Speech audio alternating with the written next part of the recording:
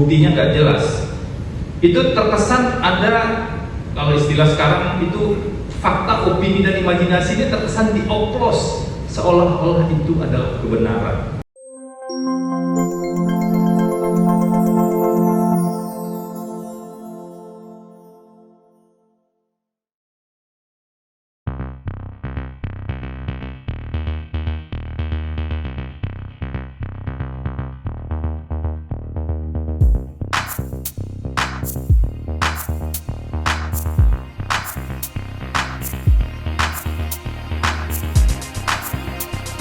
Saya ingin tunjukkan sebagian kecil saja, ada 4 pertentangan antara dakwaan yang disusun oleh KPK dengan putusan yang sudah berkekuatan hukum tetap. Saya ingin tunjukkan 4 saja. Tentu saja kami menemukan jauh lebih banyak ya, dan nanti akan kita ulas secara detail, kita bedah secara detail dalam proses persidangan.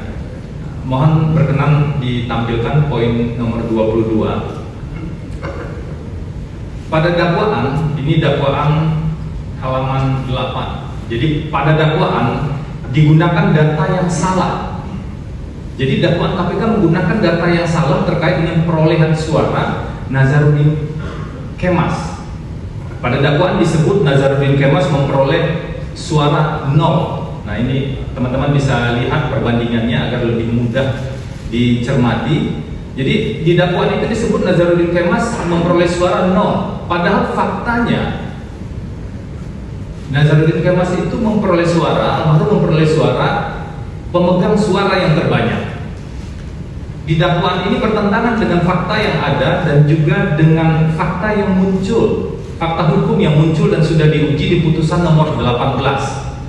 Poin yang ingin kami sampaikan di sini adalah kalau kemudian Nazarudin Kemas yang merupakan pemegang suara terbanyak disebut memiliki suara 0, maka seolah-olah ada kepentingan lain. Kenapa tiba-tiba Harun Masiku yang kemudian diangkat padahal di nomor urut 5? Nazarudin Kemas dengan suara terbanyak ini menjadi penting, fakta yang penting karena beliau meninggal dunia sebelum proses pemilihan atau perhitungan suara itu dilakukan.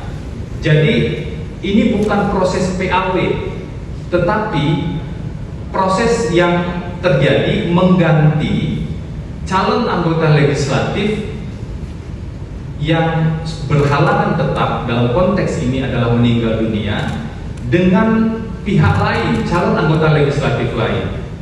Dan putusan Mahkamah Agung dan kemudian fatwa Mahkamah Agung itu menegaskan partai berhak untuk mengganti dengan siapa saja. Jadi tidak ada urutan, harus urutan suara terbanyak yang kedua, yang ketiga, atau yang keempat. Partai berhak memilih kader terbaiknya. Kewenangan itu diberikan oleh Mahkamah Agung. Dan proses judicial review itu adalah proses yang sah. Makanya fakta ini menjadi penting. Nah, kami agak kaget ketika membaca dakwaan, kenapa fakta yang sesederhana ini kemudian bisa berbeda. Itu poin pertama.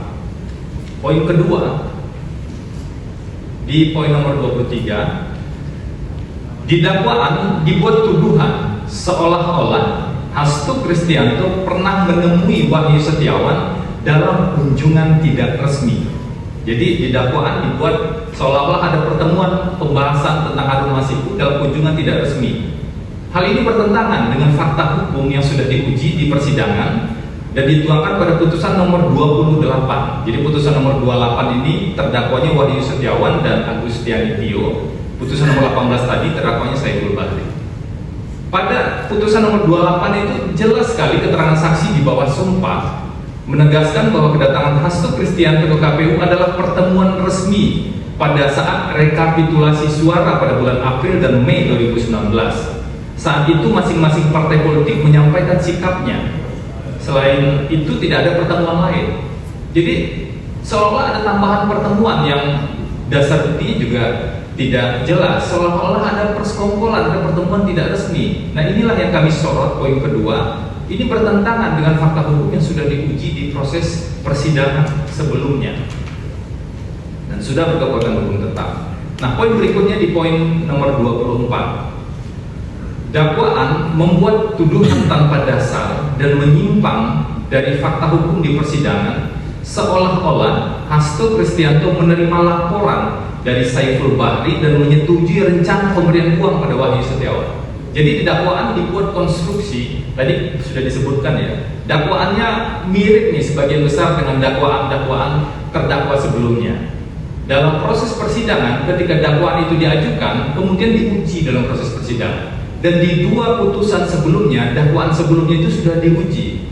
Jadi nggak ada itu pelaporan dari Saiful Bahri ke Hasto Kristianto ataupun persetujuan dari Hasto Kristianto untuk memberikan uang pada Wahyu Setiawan. Di dakwaan itu muncul lagi, padahal itu sudah diuji.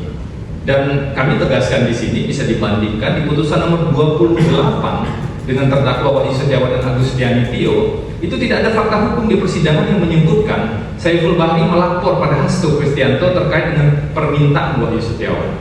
Hasto Kristianto pun tidak pernah menyetujui rencana pemberian uang pada Wahyu Setiawan. Jadi ada fakta yang digeser sedemikian rupa, padahal itu sudah diuji di persidangan sebelumnya, di dua persidangan sebelumnya, dan sudah berkekuatan hukum tetap.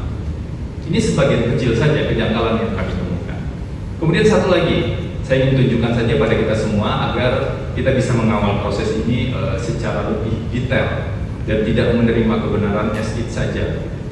Di poin nomor 25, Hasto Kristianto dituduh, ini masih di dakwaan, Hasto Kristianto dituduh memberikan dana 400 juta pada melalui Kusnadi dan Doni Tri Istiqamah yang ujungnya adalah ke Wahyu Setiawan.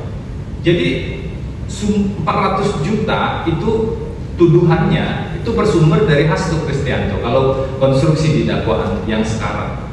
Padahal di putusan nomor 18 itu dengan terdakwa Saiful Bahri sudah tegas sekali Harun Masiku yang menitipkan uang pada Kusnadi, meskipun yang dititipkan ke Kusnadi itu sebenarnya bukan dalam bentuk uang, tapi dalam tas yang Kusnadi tidak tahu isinya apa. Itu jelas sekali di putusan nomor 18. Jadi Harun Masiku sebenarnya yang menjadi sumber dana ini yang kemudian diberikan oleh Kusnadi pada Doni Tri Istiqamah. Jadi clear sekali dalam putusan nomor 18 ini sumber dana bukan dari Hasto Kristianto melainkan dari Harun Masiku. Nah, itu 4 contoh saja. Ada begitu banyak poin lainnya yang sebenarnya nanti kita ulas secara detail dalam proses persidangan.